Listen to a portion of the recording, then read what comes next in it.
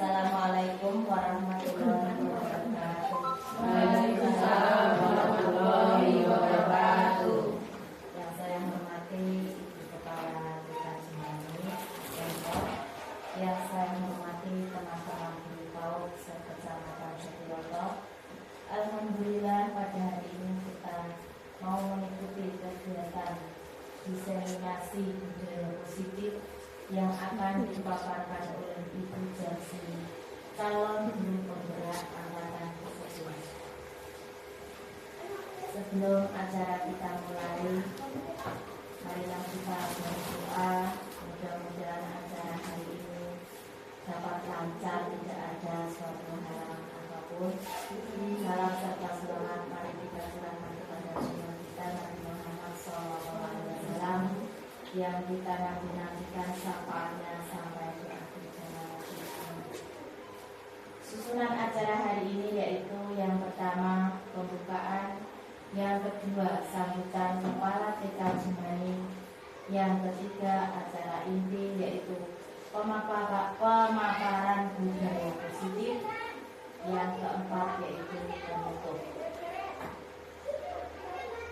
Selanjutnya kita lanjutkan acara yang pertama yaitu acara pembukaan. Marilah kita baca dengan bacaan basmalah bersama-sama. Bismillahirrahmanirrahim. Amin amin ya rabbal alamin. Acara yang kedua yaitu sambutan dari Kepala Sekolah TK Jemani, waktu dan tempat dipersilakan. Bismillahirrahmanirrahim. Assalamualaikum warahmatullahi wabarakatuh. Waalaikumsalam warahmatullahi wabarakatuh. Salam dan selamat kami curahkan kepada Tuhan kita Nabi besar Nabi Muhammad Sallallahu Alaihi Wasallam yang kita nanti-nantikan syafaatnya di hari akhir. Ibu guru TK Nur, ibu guru TK, ibu guru PAUD, Bapak Sakti, sama kita tidak yang saya hormati. Pertama-tama marilah kita panjatkan puji syukur dan bulan yang masa yang mana pada hari ini kita semua masih diberi kesehatan, diberi kenikmatan sehingga bisa berkumpul di TK Jemani ini tidak ada halangan suatu apa. Amin. Ibu-ibu yang saya hormati, terima kasih semuanya sudah hadir untuk mengikuti kegiatan CPG Ibu Jasmine yang diadakan di TK ini. Kami selaku yang dituakan terima kasih sebanyak-banyaknya sudah membantu untuk mempermudah kegiatan Ibu Jasmine.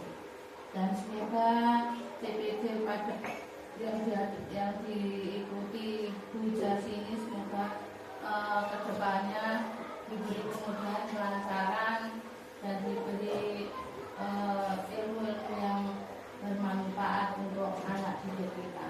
Amin. Yang saya hormati, sekian dari saya. Kalau ada kata-kata yang tidak berkenan di hati ibu-ibu semuanya, kami mohon maaf yang sebesar-besarnya.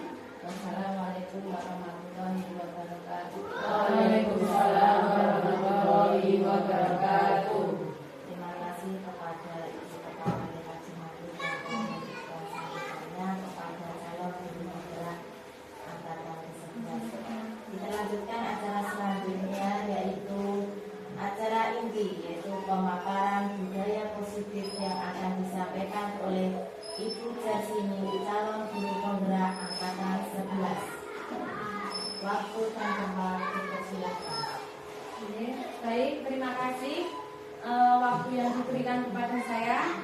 Assalamualaikum warahmatullahi wabarakatuh. Waalaikumsalam warahmatullahi wabarakatuh. Alhamdulillahirabbil alamin. Pertama-tama marilah kita panjatkan puji syukur kehadirat Allah Subhanahu wa taala yang mana hari ini kita diberi kesempatan untuk berkumpul di TK Jemani Pengkol tanpa halangan suatu apapun. Amin. Yang terhormat Ibu Kepala Sekolah Kepala TK Jemani, yang terhormat rekan-rekan guru TK se-Desa Pengkol, terima kasih telah meluangkan waktu di TK Jemani. Kita belajar bersama, berbagi praktik baik materi yang akan saya sampaikan di sini, yang berjudul budaya positif, ya Bu. Materi yang saya dapat selama saya mengikuti kegiatan CGP nanti akan saya paparkan mengenai tentang budaya positif. Saya mohon izin berdiri, ya Bu. Mohon maaf. Dari budaya positif di sekolah kita, adakah yang tahu materi atau ada sudah yang mendengar tentang budaya positif, Bu? Ada yang tahu budaya positif itu apa? Sopan santun, etika baik. Budaya positif. Oke.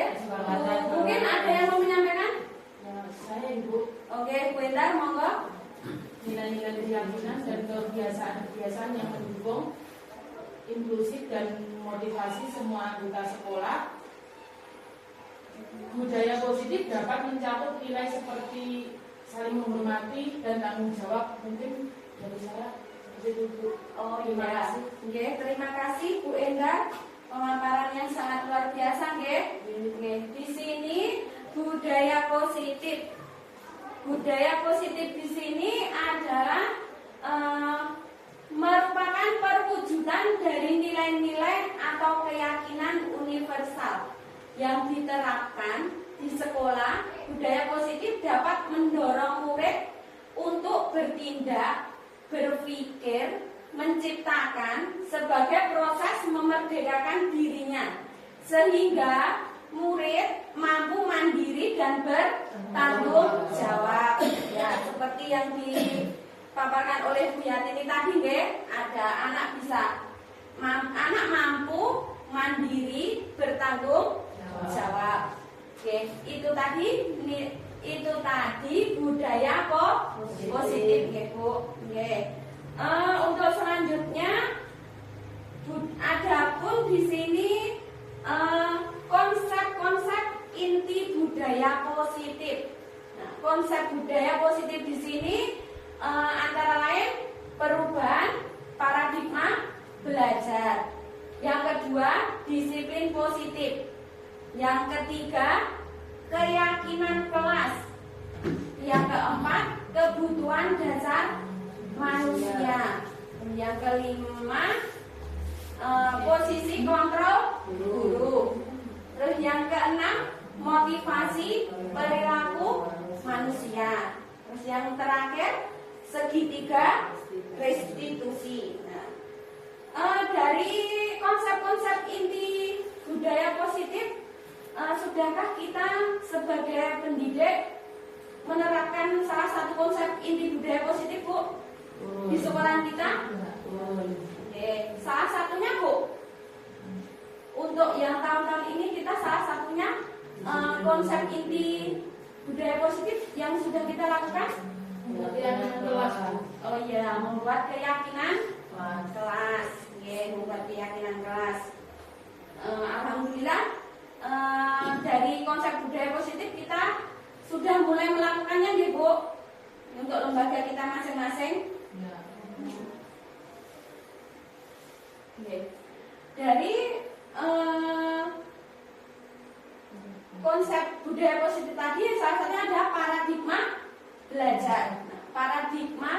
Perubahan paradigma belajar, pembelajaran dengan paradigma baru merupakan pembelajaran yang dirancang berdasarkan prinsip-prinsip pembelajaran berdiferensiasi, sehingga para peserta didik belajar sesuai kebutuhannya berdasarkan tahapan perkembangan untuk mewujudkan profil pelajar Pancasila. Jadi kita mendidik anak didik kita sesuai minat dan bakat anak kita ya Bu. Nah, supaya apa? Supaya kita nanti dalam pembelajaran anak itu berminat untuk belajar. Anak itu merasa senang. Anak tidak terbebani dengan tugas-tugas yang kita berikan. Ya, untuk selanjutnya profil pelajar Pancasila yang termasuk profil pelajar Pancasila apa saja ya Bu? Beriman dan bertakwa, terus berkebinekaan global, terus mandiri, bergotong royong, bernalar kritis dan kreatif. Nah, profil pelajar Pancasila di antara beriman dan bertakwa, berkebinekaan global, mandiri, bergotong royong, bernalar kritis dan kreatif itu tadi kita sudah menerapkan profil pelajar Pancasila belum Bu kalau kita di sekolah? Salah satunya contohnya kalau mandiri anak sudah mampu mengerjakan tugas sendiri mengerjakan berani. Terus bergotong royong. Bergotong royong tidak hanya murid saja ya Bu. Kita sebagai pendidik kita juga harus saling berkolaborasi antara teman sejawat atau rekan kita di satu sekolahan. Kalau kita ada kesusahan atau kita ada kesulitan, kita bisa mencari solusinya bersama-sama supaya kita mudah untuk mengerjakan sesuatu yang terbaik untuk peserta didik kita. Oke. Kalau di sini profil pelajar Pancasila yang kreatif contohnya seperti apa Bu?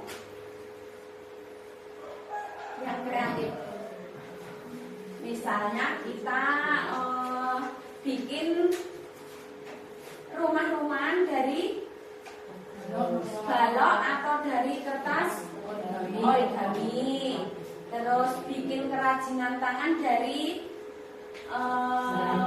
bahan barang-barang bekas, bisa aqua, bisa pokoknya barang-barang bekas yang bisa dimanfaatkan untuk pembelajaran anak. Jadi anak tidak merasa bosan, belajarnya hanya lewat buku dan lembar kegiatan, tetapi kita juga harus kita lebih banyak media pembelajaran kita yang bervariasi. Itu tadi profil pelajar Pancasila. Yang selanjutnya di sini disiplin positif. Disiplin positif adalah pembiasaan hal yang baik mencakup sikap atau perilaku seluruh warga di sekolah, terutama bagi murid, agar dapat berkembang menjadi pribadi yang mandiri dan bertanggung jawab. Tujuan seorang pendidik adalah menciptakan peserta didik yang memiliki disiplin diri sehingga mereka berperilaku mengacu kepada nilai-nilai kebajikan dan memiliki motivasi dalam diri menuju perubahan perilaku yang ke arah yang lebih baik. Nah, di sini pembiasaan yang mencakup sikap atau perilaku itu terutama kalau di sekolah kita pembiasaan yang seperti apa Bu? Yang disiplin positif itu. Datang tepat waktu. Berseragam sesuai harinya. Ya, berseragam sesuai harinya. Terus kalau buat anak-anak pembiasaan yang mengacu pada kedisiplinan anak apa saja Bu? Misalnya kita dalam pembelajaran Kalau mengajukan kemudian anak-anak yang mendengarkan. Pembiasaannya salah satunya mengamalkan kita misalkan anak sudah bermain, habis bermain kita kembalikan ke tempatnya. Terus pembiasaan seperti apa lagi Bu? Selain sebelum makan bekal. Oke, cuci tangan sebelum makan bekal. Oke, bekerja sama, terus berdoa sebelum kegiatan. Berdoa sebelum kegiatan itu juga termasuk pembiasaan ya. Terus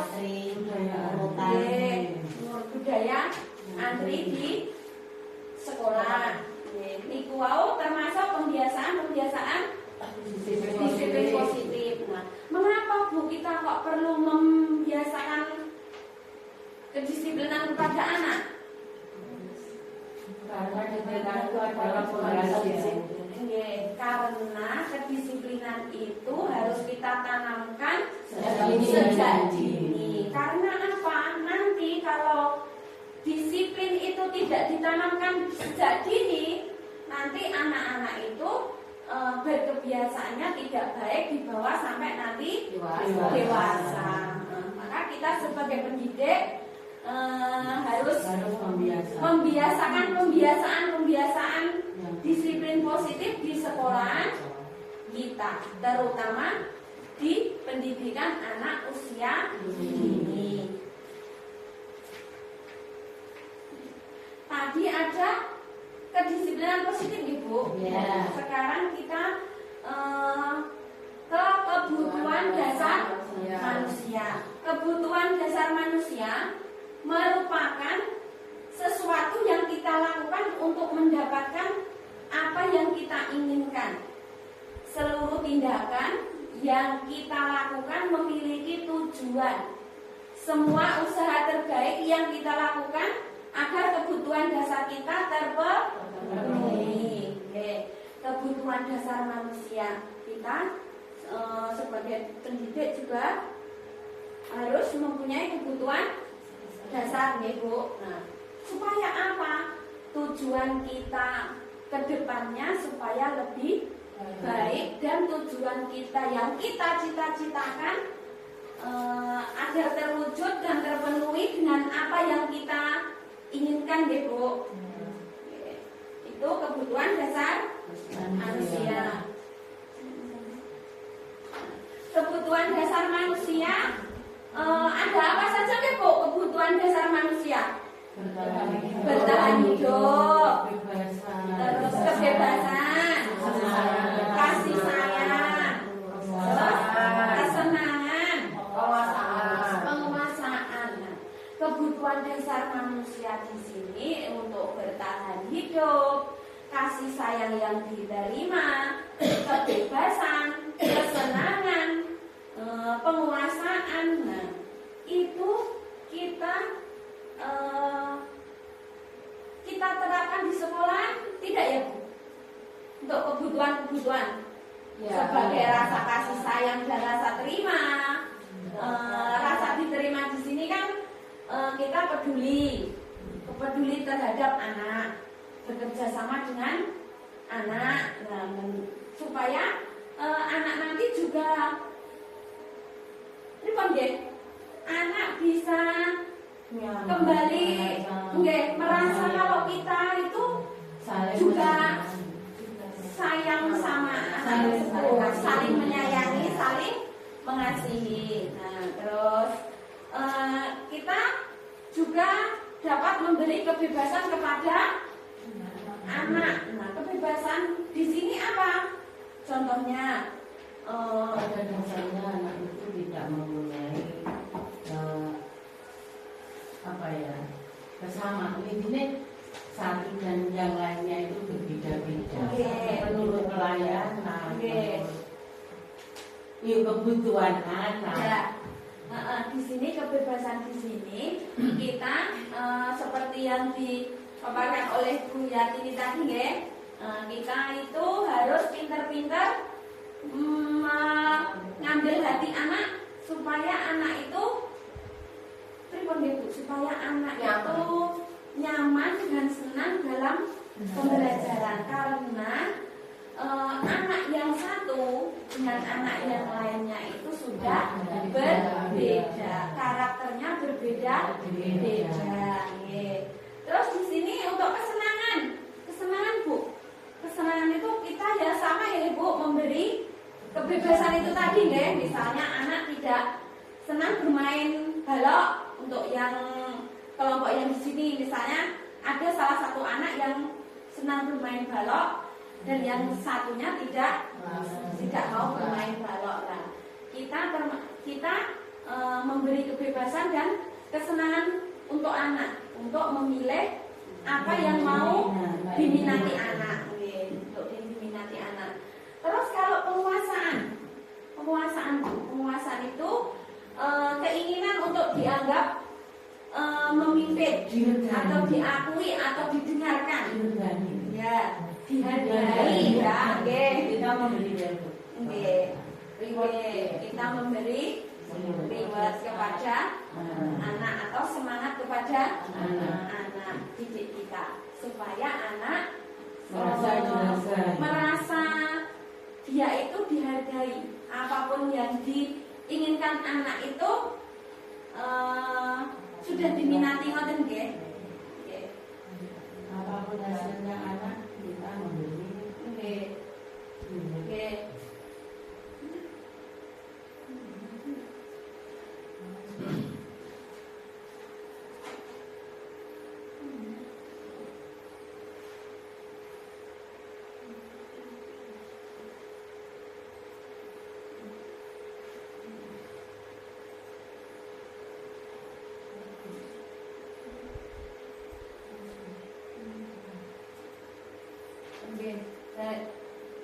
Saya lanjut ya Bu. Dari tadi kebutuhan dasar manusia tadi, bertahan hidup, kasih sayang, penguasaan, kebebasan dan kesenangan. Untuk selanjutnya kita ke motivasi perilaku manusia. Motivasi perilaku manusia. Motivasi perilaku manusia di sini ada motivasi eksternal dan motivasi internal. Nah, motivasi eksternal di sini untuk menghindari ketidaknyamanan atau hukuman. Nah, coba Bu, kalau kita di sekolahan itu ya Bu, memberi hukuman itu dapat mendapatkan kedisiplinan anak atau tidak? Misalkan ada hukuman itu, setuju atau tidak? Tidak. Kenapa Bu kalau tidak setuju Bu? Lockdown tadi. Oh iya. Tergantung hukumannya Bu. Oh iya. Ada yang berpendapat tidak dikasih hukuman, ada yang berpendapat tergantung. Oh iya. Sebenarnya kita tidak boleh ya Bu menekankan anak, apalagi kalau anak salah itu terus nanti kamu saya hukum, boleh nggak? Tidak boleh. Kita memberi pengertian kepada anak. Ya bersifatnya sih menghukum, tapi kita bicaranya itu tidak menyakiti secara global. Meskipun orang dijiwet atau orang gitu kan, tapi kan pun ini pun menyakiti mental, menyakiti apa ya, fisik, tapi menyakiti perasaan anak. Nah, yang saya maksud di sini ngeten Bu, kita itu mengingatkan anak, tetapi tidak langsung disalahkan anak itu. Nah, kita itu tanya, coba misalkan kalau misalnya Mas Alif kenapa atau berbuat salah kepada temannya, gak usah kita hukum, tapi kita kasih pengertian. Nah, kalau seperti ini, boleh tidak kita sama temannya seperti itu? Nah, misalnya perbuatan seperti itu kita kalau Mas Alifnya itu yang dipukul ada itu boleh enggak, marah enggak? Nah, dari situ terus anak kita arahkan, kita kan tadi sudah penerapan keyakinan kelas tadi ya Bu ya. Nah, kita arahkan kepada anak. Nah, kita kan sudah membuat keyakinan kelas atau kesepakatan kelas tadi. Nah, kita tidak boleh menyakiti sesama teman. Kita harus saling menghargai sesama teman. Nah, dari situ nanti nanti anak tidak merasa dihukum ya Bu ya. Sebenarnya itu kita mengingatkan, nah, tapi tidak menyakiti atau menyentuh hati anak kalau dia itu dihukum, dia itu salah. Oke.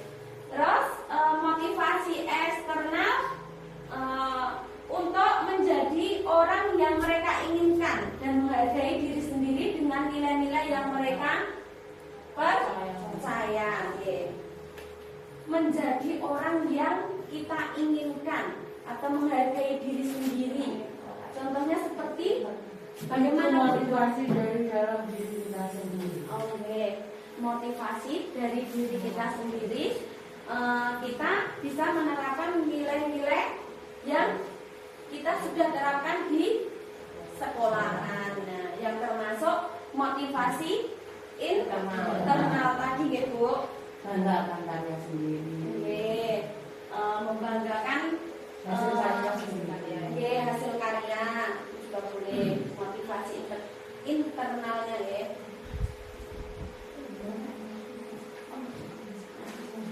Terus selanjutnya yang kebutuhan dasar manusia yang sebagai hukuman, konsekuensi dan restitusi. Nah, hukuman di sini tidak terencana atau tiba-tiba. Yang kedua, murid tidak tahu apa yang akan terjadi. Nah, selanjutnya bersifat satu arah. Dan yang terakhir berupa hukuman fisik atau psikis. Nah, hukuman di sini kan biasanya kita itu kalau khususnya di anak usia dini, ya Bu, tidak terencana atau tiba-tiba. Kadang ada yang berantem saat bermain, kadang tidak, itu tiba-tiba ya Bu, tidak bisa direncanakan. Oke, nah itu kalau kita itu murid kan juga tidak tahu Bu apa yang akan terjadi nanti saat kita di sekolahan. Karena biasanya kan spontan, Oke, anak-anak spontan, cara tiba-tiba di wow, Bu. Oke, di wow hukumannya. Dan yang bersifat satu arah itu hukuman yang bagaimana Bu? Bersifat satu arah. Nek hukuman itu satu arah itu, nek menurut saya itu ya Bu. Anak itu harus mau dengan saya. Nah, kita belum bisa memahami anak atau belum bisa berpihak pada murid.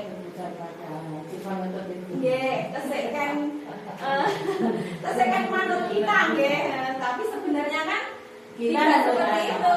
Nah, kita harus manut sama murid, sesuai minat anak. Terus konsekuensi di sini terencana atau disepakati sesuai peraturan. Yang kedua, murid tetap dibuat tidak nyaman. Nah, terus yang ketiga, sikap guru selalu memonitor murid. Konsekuensinya. Konsekuensi sama hukumannya sebenarnya metode ya Bu?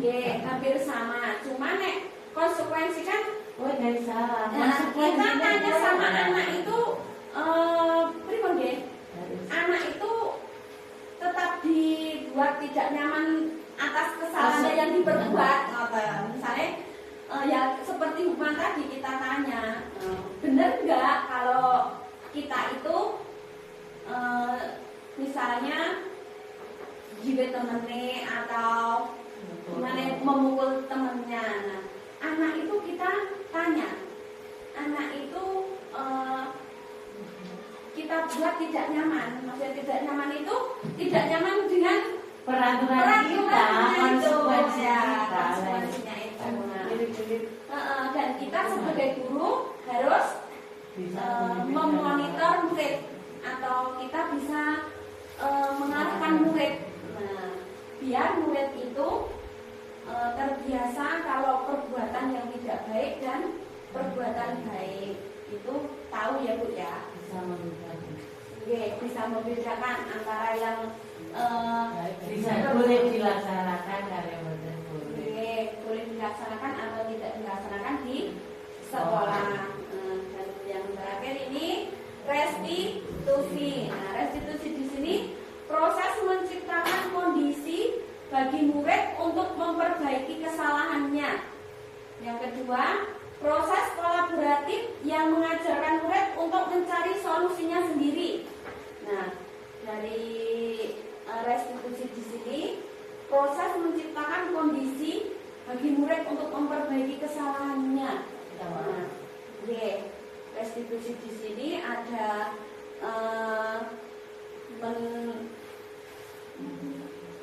restitusi untuk bagi murid untuk memperbaiki kesalahannya. Kayak ada catatan anekdot persis ya. Oke, mengidentifikasi kesalahan anak. Terus untuk memperbaiki kesalahan kita juga memerlukan proses kolaboratif yang mengajarkan murid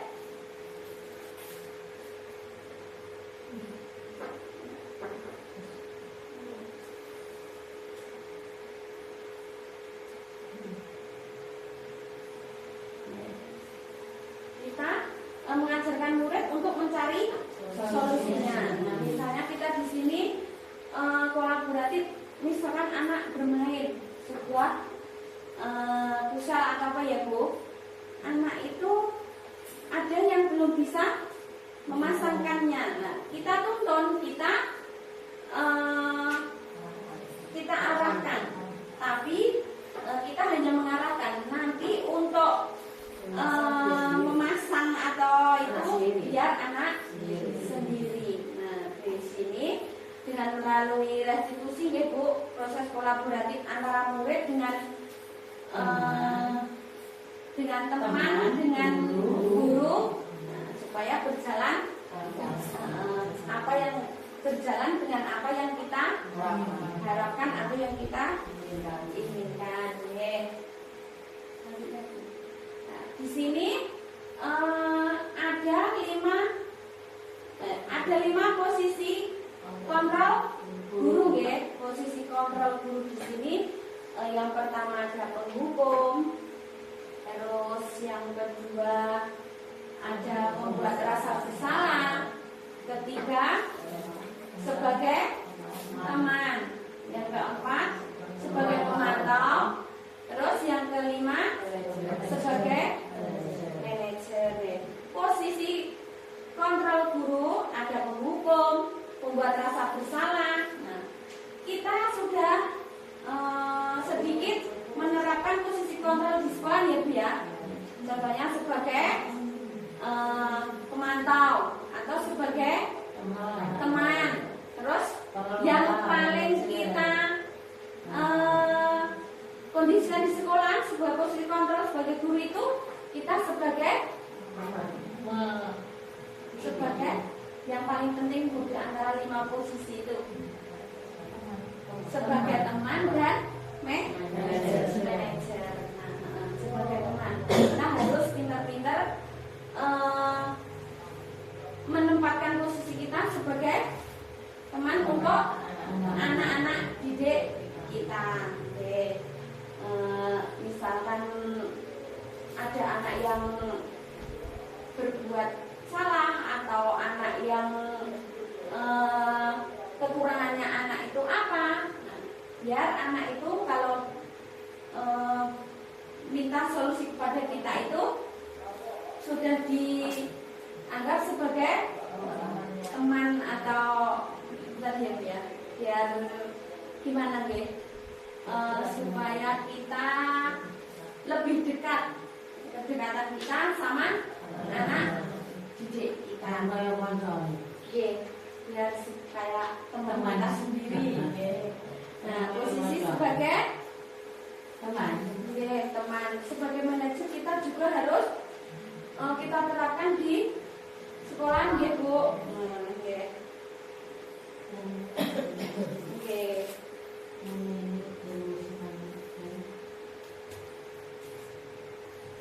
Nah, untuk pengendalian posisi kontrol bagaimana cara menerapkan kita sebagai manajer di sekolah kita? Kita itu Ibu ya, salah satunya langkah-langkah untuk penerapan manajer itu bergerak memperbaiki kesalahan. Jadi kalau misal ada kesalahan, introspeksi diri, misalkan ada anak yang berbuat salah, kita mengingatkan anak supaya anak itu tidak merasa bersalah. Tapi bagaimana cara memperbaiki dia kemarin berbuat salah? Betul. Bagaimana kita memperbaiki kesalahan anak yang sudah dilakukan, Ibu. Itu tadi 5 posisi kontrol guru. Oke. Nah, niki contoh penerapan ya Bu. Contoh penerapan 5 posisi kontrol guru. Nah, misalnya ini ada murid tidak mau mengerjakan tugas yang diberikan guru. Banyak ya Bu seperti itu yang kita di sekolah kita. Tidak minat. Nah, di sini penerapannya sebagai penghukum. Nah, sebagai penghukum anak disuruh berdiri di depan dengan satu kaki, misalnya dihukum seperti itu. Ada yang seperti itu di sekolah? Niku hanya contoh nggih. Penerapan nggih Bu ya. Penerapan nggih. Besok tidak sekolah misalnya dihukum seperti itu ya. Nggih. Nah, tidak dihukum tapi kita tanya, kita membuat rasa bersalah kepada anak. Nah, kita ingatkan anak. Nah, kamu senang misalnya kita ingatkan kepada anak, misalkan anak itu tidak mau mengerjakan tugas. Nah, kamu kesekian kalinya tidak mengerjakan tugas. Nah, kita ingatkan, kamu senang melihat ibu terus-terusan bertindak seperti ini lah. Kita, ada anak yang tidak mau belajar ya Bu, tidak minat dengan apa yang kita berikan, kan kita berulang-ulang kali ya Bu merayu-rayu anak ya, merayu-rayu anak. Nah,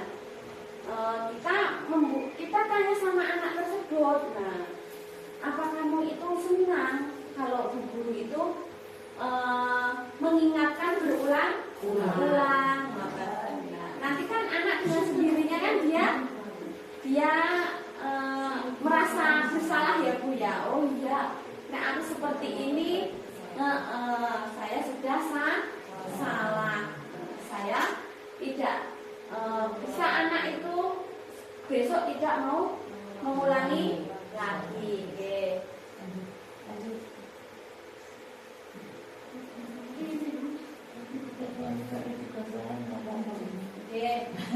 Terus yang sebagai manajer tadi ya Bu,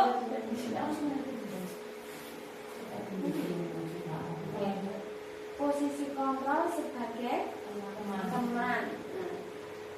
Iya, kasusnya masih sama ya Bu. Murid tidak mau mengerjakan tugas. Kita sebagai teman, kita merayu anak ya Bu.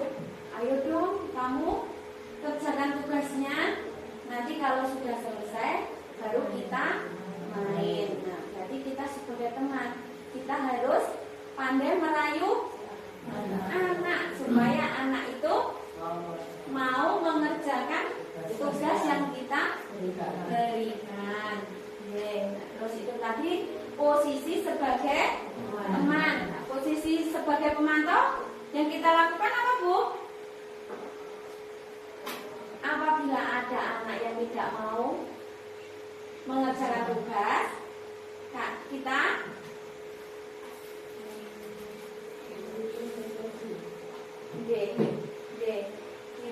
melakukan kesalahan dan sudah mengetahui konsekuensinya apa. Nah, dan sekarang harus kita selesaikan dan kita kumpulkan. Nah, kita di sini sebagai pemantau, misalkan ada anak yang tidak mau mengerjakan, nah, kita tanya kepada anakku, nah, kalau tidak mau mengerjakan tugas yang sudah diberikan kepada guru,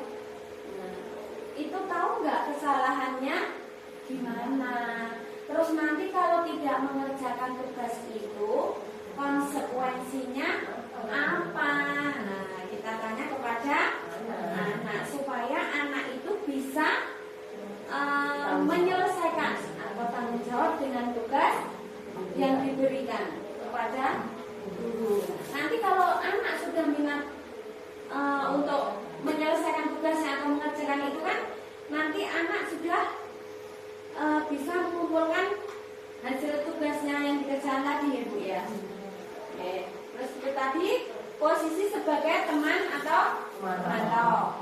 Selanjutnya masih dalam kasus yang sama, kita posisi sebagai manajer. Posisi sebagai manajer di sini kita tanya ya Bu, apakah Kamu tahu selalu. tahu? Nah, ngerti nggak toh kamu itu salahnya apa? Nah, kalau tidak mengerjakan tugas, nah sesuai dengan keyakinan kelas yang sudah disepakati, nah kita kan mengingatkan kepada anak dan kesepakatan kelas yang sudah kita buat, kalau tidak mengerjakan tugas itu salahnya juga ada salah dan konsekuensinya tadi ya Bu ya. Nah, dan apa yang akan dilakukan untuk menyelesaikannya, kita tanya sama anak. Nek, kita itu sudah diberikan tugas, terus kita itu sudah ingat dengan keyakinan kelas yang sudah kita buat. Nah, apa yang kita lakukan atau apa tindak lanjut selanjutnya yang untuk menyelesaikan tugasnya sebagai anak didik tadi Ibu. Jadi kita posisi di sini sebagai manajer. Kita tanya kepada anak kesalahannya apa dan cara menyelesaikannya itu gimana. Kita memberi pengertian anak, kita ingatkan dengan keyakinan kelas yang sudah kita sepakati atau kita buat di sekolahan. Posisi kontrol di sini sebagai yang paling penting tadi sebagai manajer Bu. Nah, posisi kontrol itu di sini diantaranya manajer. Nah, di antara kelima posisi kontrol itu yang paling penting kita terapkan di sekolahan atau sebagai guru itu posisi sebagai manajer. Nah, sebagai manajer kita dapat mengajarkan anak untuk bertanggung jawab, mendukung murid satu sama lainnya. Terus diantara niku guru menggunakan posisi kontrol sebagai manajer. Nah, kita mengacu pada posisi kontrol restitusi sebagai manajer bagi diri kita sendiri untuk menciptakan identitas yang positif pada diri kita sendiri dan untuk peserta didik kita. Nah, posisi-posisi manajer sangat penting ya Bu ya, sebagai posisi kontrol yang kita terapkan di sekolahan kita.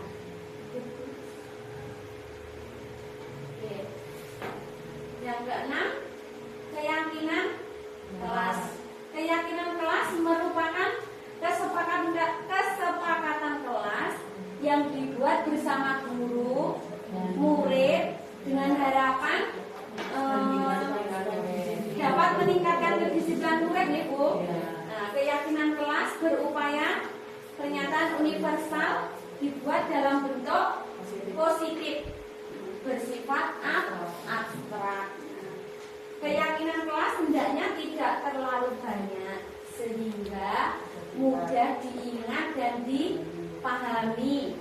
Semua warga sekolah ikut berkontribusi dalam pembuatan keyakinan kelas lewat kegiatan mengutamakan pendapat. Nah, keyakinan kelas di sini biasanya kita berkolaborasi dengan teman sejawat kita Bu. Nah, kita memerlukan kolaborasi antara teman dan murid-murid kita. Supaya apa?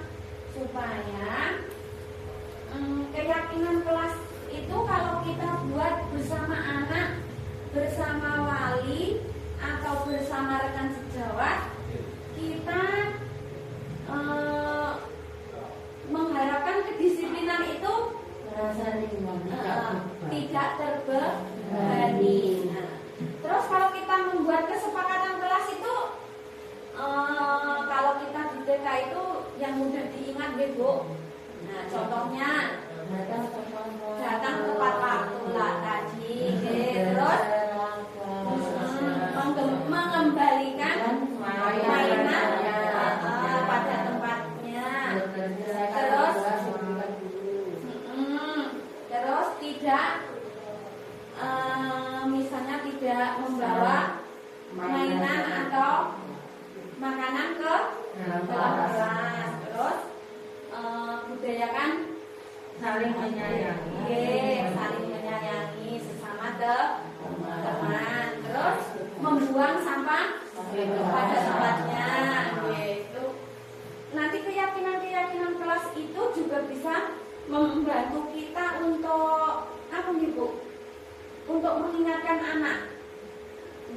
Misalnya itu nanti kita dengan keyakinan kelas yang kita bikin bisa mengingatkan anak, misalnya anak mau berbuat apa. Nah nanti kan misalnya kita ingatkan kan sudah misal kita tanya kepada anak, nah, tahu kan kesepakatan kelas kita apa yang sudah kita sepakati sebelumnya. Nah, jadi kan anak itu kan ingat apa yang sudah menjadi kesepakatan kelas yang kita buat untuk kelas kita. Jadi peraturan. Oke. Di sini ada tadi sudah disinggung di depan segitiga restitusi. Nah, segitiga restitusi adalah suatu proses dialog yang dijalankan guru atau orang tua agar dapat menghasilkan murid yang mandiri dan bertanggung jawab. Segitiga restitusi membuat murid memiliki tujuan disiplin positif dan memperbaiki dirinya setelah berbuat salah, membuat kesalahan tadi ya Bu ya anak ya. Nah, segitiga restitusi bukan untuk menembus kesalahan, namun untuk belajar dari kesalahan. Nah, dari kesalahan anak yang diperbuat tadi, dengan adanya segitiga restitusi, kita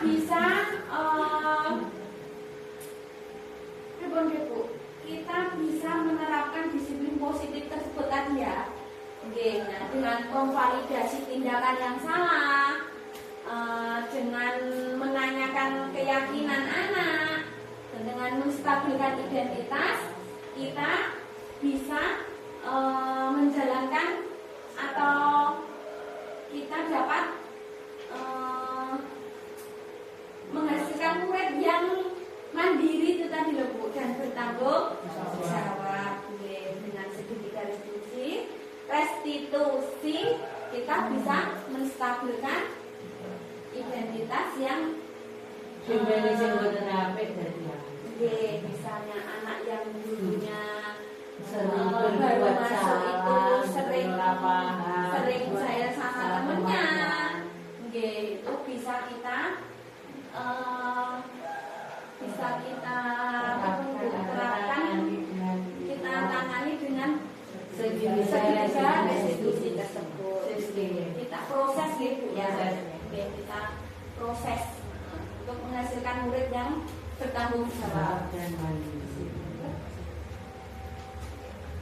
Nah, menstabilkan identitas di sini ya Bu, berbuat salah itu biasa gitu. Nah, dari masalah-masalah murid kita, nah, kita kan dengan menstabilkan identitas kita bisa tanya kepada anak. Nah, kita itu berbuat salah itu biasa, ibaratnya manusiawi. Nah, tetapi kita tidak ada manusia yang paling sempurna, itu tidak. Berhak boleh merasa seperti itu, tetapi untuk apa ya Bu, menghasilkan anak yang disiplin dan bertanggung jawab tadi melalui menstabilkan identitas, terus validasi tindakan tadi, kita bisa menerapkan apa ya Bu, menerapkan disiplin positif dan bertanggung jawab untuk anak.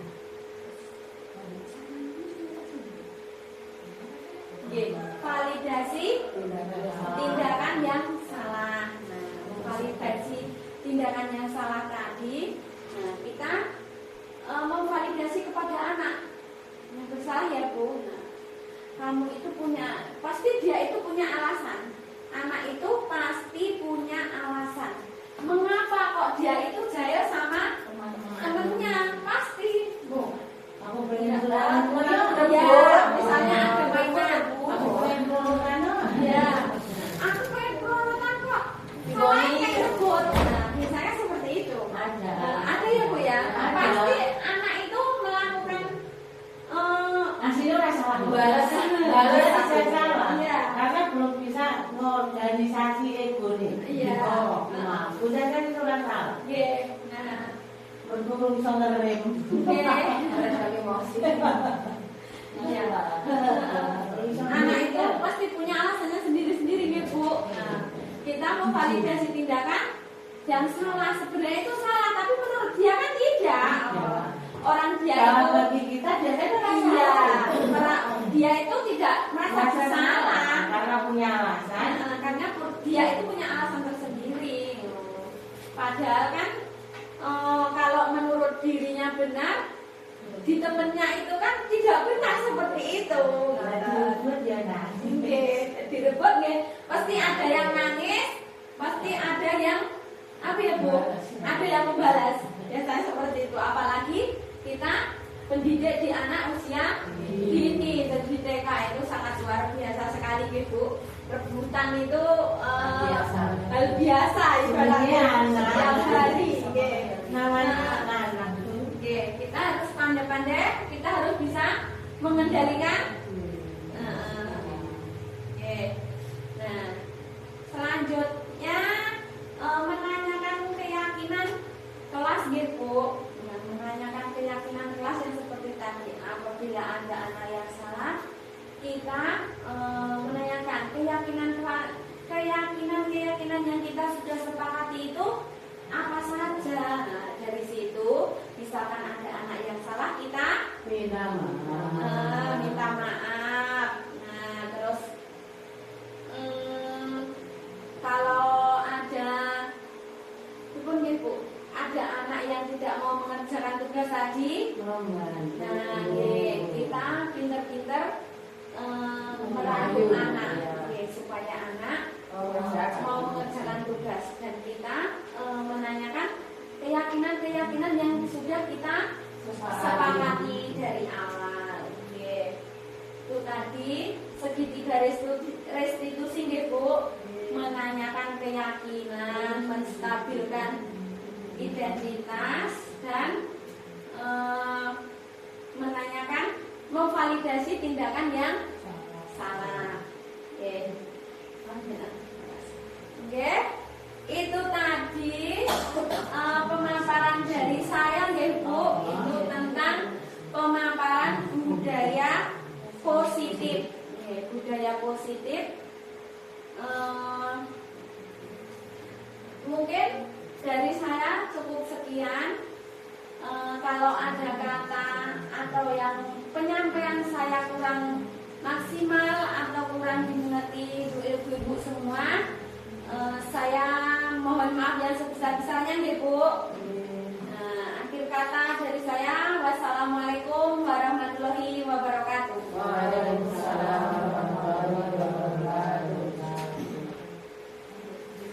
Demikian pemaparan dari calon guru penggerak kita, yaitu Ibu Jasmine. Acara selanjutnya yaitu sesi tanya jawab kepada peserta. Dipersilakan. Oke.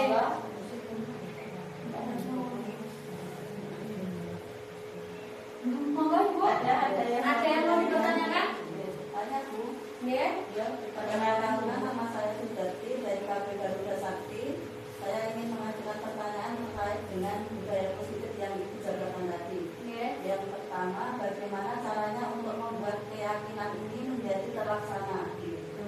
Pertanyaan yang pertama tadi apa Bu? Bagaimana Bagaimana caranya untuk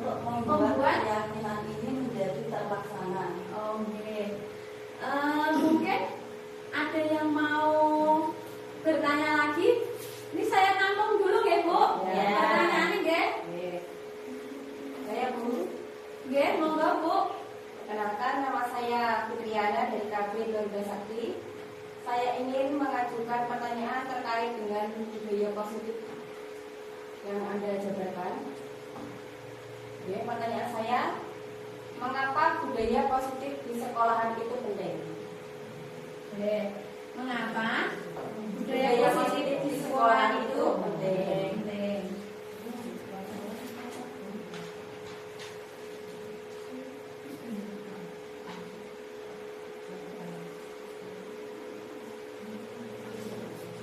Mungkin ada yang mau bertanya lagi, Bu? Saya mau bertanya, perkenalkan, nama saya Ratna Mandiri, saya dari KB Cipta Bunda. Saya mau mengajukan pertanyaan terkait dengan yang dipaparkan oleh Ibu yang sini tentang budaya positif.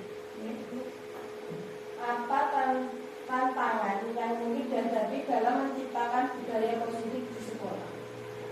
Apa? Tantangan yang mungkin dihadapi dalam menciptakan budaya positif di sekolah. Pertanyaan saya tanggung dulu ya, Bu. Oke. Oke, nanti tinggal jawab pertanyaan selanjutnya.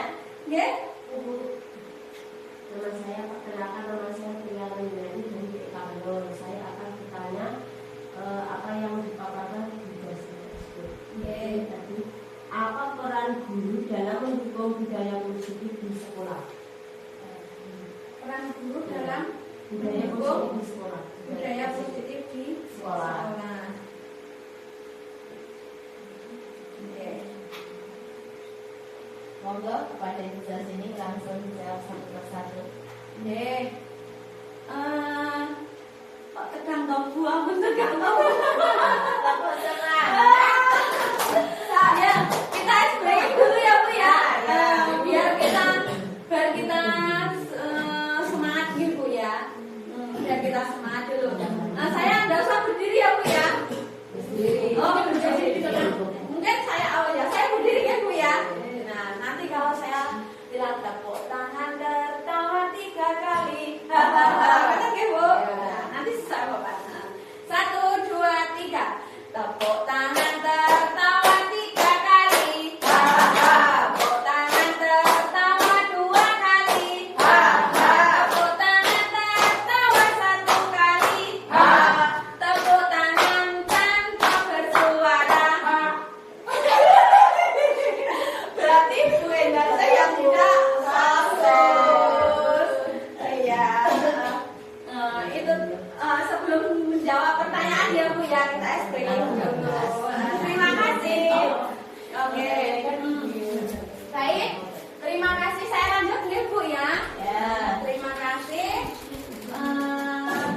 Saya jawab pertanyaannya tadi ada 4 ya Bu. Saya sambil duduk aja ya Bu ya, nggak usah berdiri guys. Nah, yang pertama tadi bagaimana caranya untuk membuat keyakinan itu menjadi terlaksana ya Bu yang ditanyakan Bu tadi. Nah, caranya kita untuk membuat keyakinan itu terlaksana, kita terapkan secara bersama-sama ya Bu. Kita terapkan keyakinan-keyakinan yang sudah kita buat itu dengan sesama. Dan sesama itu kita misalnya bikin keyakinan kelas, kita rembuk atau kita kesepakati bersama-sama antara rekan sejawat dan murid, terutama murid dan teman sejawat kita. Nah, peraturan akan lebih efektif juga Ibu apabila peraturan jadi pemantau dari aturan itu. Nah, kita buat bersama. Insya Allah peraturan-peraturan yang sudah kita buat itu juga terlaksana dengan baik. Nanti keyakinan itu akan terlaksana dengan mudah atau gimana ya Bu? Tidak berat. Mungkin jawaban dari saya seperti itu Bu Dati. Bagaimana kita caranya untuk membuat keyakinan kelas itu tetap terlaksana. Nah, keyakinan itu harus diterapkan secara bersama-sama juga. Nek kita sendiri bisa nggak Bu menerapkan keyakinan kelas kita? Bisa. Terus untuk pertanyaan yang kedua tadi dari Bu Fitri, mengapa budaya positif itu di sekolah sangat penting ya Bu? Budaya positif di sekolah itu sangat penting ya Bu. Karena apa? Nah, karena untuk berkontribusi ya Bu, untuk berkontribusi pada kesejahteraan seluruh komunitas sekolah. Ketika siswa merasa aman, terus nyaman dan diterima di sekolahan, nah, siswa lebih cenderung terlibat dalam proses pembelajarannya nih Bu. Nah, menunjukkan prestasi akademik yang lebih tinggi. Nah, terus dalam memiliki hubungan yang sehat dengan teman sebaya seperti guru dan teman-temannya. Selain itu, guru yang bekerja di dalam lingkungannya yang mendukung akan lebih termotivasi ya Bu, dan mampu memperbaiki pengajaran yang berkualitas. Secara keseluruhan, budaya positif mengingatkan kepuasan dan keberhasilan di seluruh sekolah. Nah, kita ketika anak didik kita itu di sekolah sudah merasa nyaman, merasa aman, merasa diterima, Bu, siswa itu akan nyaman dalam pembelajaran, akan cenderung bahagia, nyaman di sekolah itu dia senang.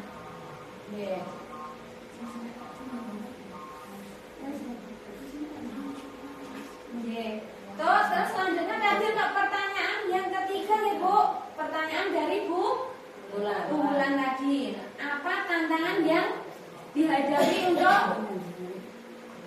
untuk apa Bu, menghadapi untuk dalam menciptakan budaya positif guys? Ya. Nah, tantangannya kan kita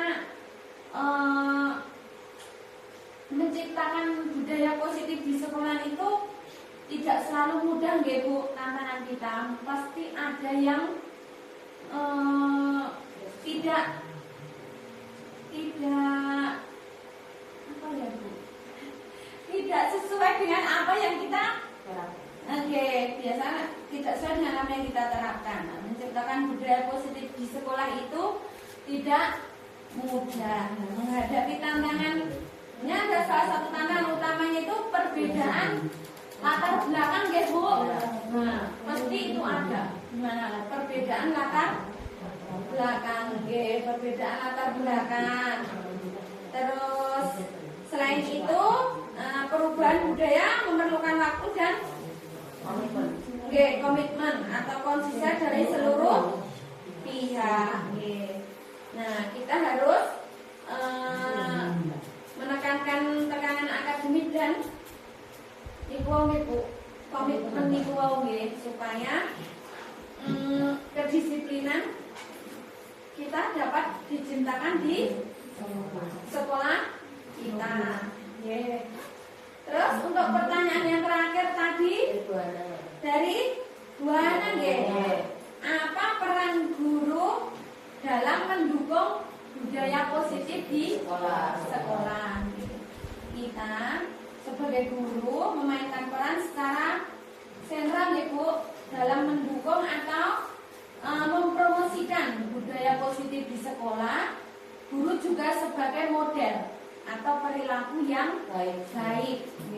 Menunjukkan nilai-nilai seperti nilai empati, bekerja sama dan bekerja sama sehari-hari dengan siswa di sekolah. Nah, selain itu, guru juga bertanggung jawab atas terciptanya lingkungan kelas yang aman, nyaman dan mendukung, di mana siswa dihargai, dan termotivasi untuk belajar. Peran kita sebagai guru untuk mendukung budaya positif di sekolah tadi, nggih Bu Triana. Kita harus sebagai guru bisa bertanggung jawab dan menciptakan lingkungan kelas yang aman, nyaman dan menyenangkan. Juga mendukung di mana untuk siswa untuk belajar untuk bermotivasi untuk belajar. Sudah semuanya, mungkin ada lagi yang mau ditanyakan sehubungan dengan budaya positif atau yang lainnya. Soalnya Bu, Ya, Monggo Bunda. saya mau tanya, Bijak sini kan Bijak sini kan terpilih sebagai CGP di angkatan 11 ini. Yang ingin saya tanyakan, bagaimana perasaannya Ibu terpilih menjadi CGP, terus mengikuti pembelajaran CGP itu, mungkin ada kesan-kesannya atau suka dukanya mengikuti CGP ini, seperti apa? Terima kasih nggih Bu Endarse. Nah, tadi tanyanya kok keluh kesahnya mengikuti CGP nggih Bu. Nah, di sini saya mau sedikit bercerita keluh kesah saya nih Bu. Nah, Bu Endar tanya, saya jawab. Keluh kesah saya mengikuti CGP, saya merasa bersyukur sekali nggih Bu, karena sampai di titik seperti ini. Yang awal mulanya saya itu tidak tahu CGP itu apa. CGP itu konnya ngopo, kegiatannya itu apa. Nah, dan saya itu daftar sebagai CGP itu juga karena terpaksa ya Bu. Karena terpaksa. Kenapa Pak terpaksa? Nah, waktu itu ada program CGP, terus Bu Ketua IGTKI ya, Bu Ketua IGTKI itu pokoknya bisa ndak bisa kamu harus ikut, kamu harus daftar. Nah, sebenarnya saya itu tidak percaya nih Bu, saya sampai di titik sekarang ini. Nah, kalau kesahnya saya mengikuti CGP itu bersyukur bisa mengikuti yang dulunya saya belum bisa, sekarang sedikit sudah tahu apa itu pembelajaran yang berpihak pada murid itu seperti apa, terus budaya positif itu apa, nilai dan peran guru itu seperti apa. Nah, sedikit banyaknya saya sudah tahu Bu. Nah, bersyukur bisa mengikuti CGP. Nah, selain saya bersyukur Bu mengikuti CGP ini. Nah, yang saya keluh kesah saya itu yang paling berat itu saat itu Bu, kalau ada mau rukol atau mau presentasi Bu, itu rasanya sudah nggak karuan Bu, rasanya itu entar itu suruh ngapain, terus entar itu bagaimana, itu rasanya sudah luar biasa sekali. Tetapi walaupun seperti itu Bu, seiring berjalannya waktu, alhamdulillah saya sudah mau selesai modul 1.1, saya sudah mau selesai, dan ini sudah menginjak ke modul 2 Bu. Untuk ibu-ibu, saya mohon doanya semoga saya mengikuti CGP di angkatan 11 ini, saya dapat menyelesaikan tugas saya dengan lancar dan dipermudah, dan semoga kedepannya bisa menjadi guru yang lebih baik dari sebelumnya Bu. Bu, Pun saya jawab nih Benda, ini itu tadi keluh kesah saya selama saya mengikuti CGP. Dari saya cukup sekian ya Bu. Terima kasih buat semuanya. Assalamualaikum warahmatullahi wabarakatuh. Waalaikumsalam warahmatullahi wabarakatuh. Demikian tadi panjang lebar pemaparan dari ketiga ini, apa dan maknanya apa yang dimaksud dari budaya positif. Terima kasih kepada seluruh rekan-rekan dari Guru PAUD yang telah meluangkan waktu untuk belajar bersama di TK Jemari ini. Selanjutnya marilah kita bersama-sama kita tutup acara hari ini. Kita tutup bersama dengan bacaan hamdalah.